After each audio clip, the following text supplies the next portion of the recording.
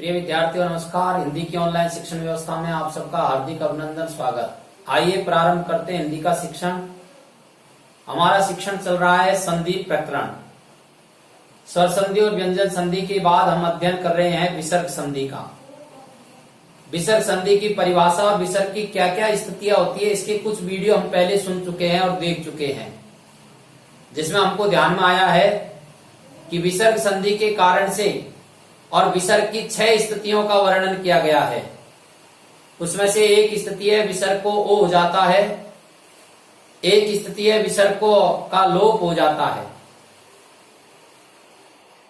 विसर्ग का स हो जाता है, विसर्ग का स मूर्धन्य हो जाता है। ऐसे 4 प्रकार की स्थितियों का वर्णन हम इससे पूर्व के वीडियो में कर चुके हैं। यदि आपको समझना है तो इससे पूर्व के वीडियो आप देख सकते हैं। आज हम जिन 2 स्थितियों का अध्ययन करेंगे वह है विसर्ग को र हो जाता है और विसर्ग को ओ एवं अवग्रह हो जाता है।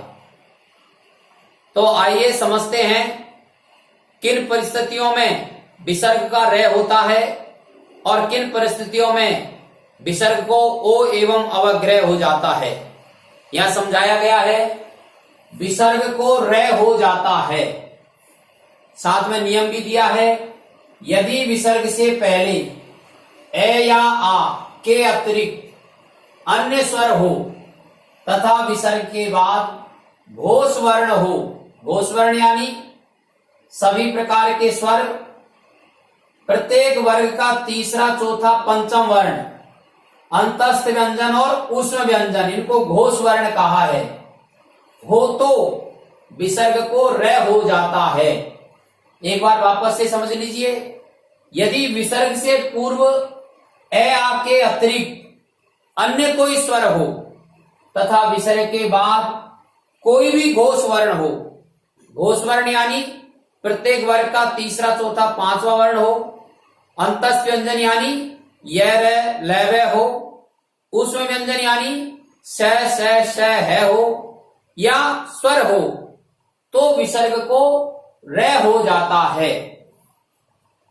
अब इस नियम को भली प्रकार से समझने के लिए कुछ उदाहरण दिए गए हैं। निहि प्लस आदर, आप देख रहे हैं विसर्ग से पहले ई स्वर आ रहा है और विसर्ग के बाद आ स्वर आ रहा है जो घोष वर्ण है, इसलिए विसर्ग को क्या हो जाएगा, र हो जाएगा और बनेगा निराधर। पुनः प्लस उक्ति, विसर्ग से पूर्व ए आ रहा है और विसर्ग के बाद उ अर्थात घोष वर्ण है, इसलिए विसर्ग को र हो जाएगा और हो जाएगा पुनरुक्ति। आसी ही प्लस वाद, विसर्ग से पूर्व ई स्वर आ रहा है और विसर्ग के बाद व वर्ण अर्थात घोष वर्ण आ रहा है, इसलिए विसर्ग को र हो जाएगा और बनेगा आशीर्वाद। निहि प्लस अक्षर, विसर्ग को र हो जाने के कारण से निरक्षर। दुहु प्लस अवस्था, विसर्ग को र हो जाने के कारण से दुर्वस्था। दुहु प्लस योधन, विसर्ग को र हो जाने के कारण से दुर्योधन। इस प्रकार से विसर्ग को र हो जाता है। अब एक स्थिति जो है विसर्ग की, विसर्ग को ओ तथा ए को अवग्रह हो जाता है। देखिए किन परिस्थितियों में होता है। यदि विसर्ग से पहले तथा विसर्ग के बाद में ए हो, दोनों स्थितियों में विसर्ग से पहले भी ए हो और विसर्ग के बाद भी ए हो, तो विसर्ग को तो ओ हो जाता है, विसर्ग को क्या हो जाता है, ओ हो जाता है, तथा विसर्ग के बाद आने वाले ए का लोप होकर के और उसके स्थान पर ए ये अवग्रह शेष रह जाता है, जो इस बात की सूचना देता है कि यहां पर ए स्वर था। एक बार आप वापस से समझ लीजिए। यदि विसर्ग से पहले तथा विसर्ग के बाद में दोनों स्थितियों में ए हो तो विसर्ग का तो ओ हो जाता है। ये हम पहले भी पढ़ चुके हैं कि विसर्ग को ओ हो जाता है, तो विसर्ग को ओ हो जाता है, लेकिन विसर्ग के बाद आने वाला ए उसका लोप हो जाता है और लोप होकर के वहां पर ए के स्थान पर ये अवग्रह अर्थात ए की छाया, ए की परछाई, ए का चिन्ह वहां शेष रह जाता है। अब इसको समझने की दृष्टि से कुछ उदाहरण यहां दिए गए हैं। यस है प्लस अभिलाषा, यशोभिलाषा। देखिए विसर्ग से पूर्व क्या आ रहा है, ए स्वर, और विसर्ग के बाद भी क्या है, ए स्वर, इसलिए विसर्ग को क्या होगा, ओ होगा, और क्या बनेगा, यस है के स्थान पर यशो। बाद में आने वाला जो ए है इसका लोप हो जाएगा और इसके स्थान पर ए का अवग्रह शेष रह जाएगा, ए साइलेंट हो जाएगा, लेकिन ए का संकेत वहां शेष रह जाएगा और बोला जाएगा यशोभिलाषा। मन है प्लस अनुकूल, ऐसी ही स्थिति है। देखिए विसर्ग से पहले क्या स्वर आ रहा है, ए, और विसर्ग के बाद में क्या स्वर है, ए। हमारा नियम क्या कहता है, यदि विसर्ग से पहले तथा विसर्ग के बाद ए हो तो विसर्ग का तो ओ हो जाएगा, ओ हो जाएगा विसर्ग को, और विसर्ग के बाद में आने वाला जो ये ए है इसका लोप हो जाएगा और इसके स्थान पर अवग्रह शेष रह जाएगा और बनेगा मनोनुकूल।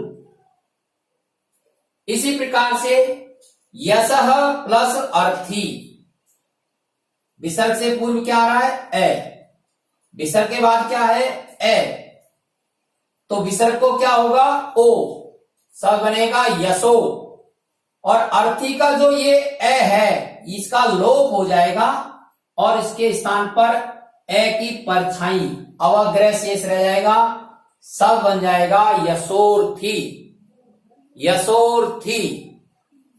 इसी प्रकार से मनः प्लस अभिराम, विसर्ग से पूर्व क्या आ रहा है, ए, विसर्ग के बाद क्या है, ए। नियम क्या कहता है, यदि विसर्ग के आगे पीछे ए आ जाता है तो विसर्ग को ओ हो जाता है। ये विसर्ग को ओ हो गया, मनो हो गया, और इस ए का लोप हो जाएगा और इसके स्थान पर ए ऐसे शेष रह जाएगा और सब बन जाएगा मनोविराम। इस प्रकार से विसर्ग की ये दो स्थितियां हैं कि विसर्ग का रे हो जाता है और विसर्ग का ओ तथा अवग्रह हो जाता है। इस प्रकार से ये विसर्ग की जो 6 स्थितियां हैं उनका हम अध्ययन कर चुके हैं। विसर्ग को ओ हो जाता है, विसर्ग का लोप हो जाता है, विसर्ग को श हो जाता है, विसर्ग को श मूर्धन्य हो जाता है, विसर्ग को रे हो जाता है और विसर्ग का ओ हो जाता है और विसर्ग के बाद में आने वाले ए का अवग्रह शेष रह जाता है। ये विसर्ग की प्रमुख 6 स्थितियां हैं। अब उनका हमने विस्तार से अध्ययन कर लिया है। कुछ महत्वपूर्ण उदाहरण भी आपके सामने उसमें रखे गए हैं। याद करने की दृष्टि से अब आप इसका स्क्रीनशॉट ले लीजिए और कम से कम 2 बार आप इस वीडियो को अवसर रूप से सुने। शिक्षण से संबंधित अन्य वीडियो आपके पास लगातार आते रहें, इसके लिए आप इसे सब्सक्राइब करें और अपने मित्रों को भी आप इसे भेज सकते हैं, आप फॉरवर्ड कर सकते हैं उनके पास भी, और ये शिक्षण के वीडियो जा सकते हैं। धन्यवाद।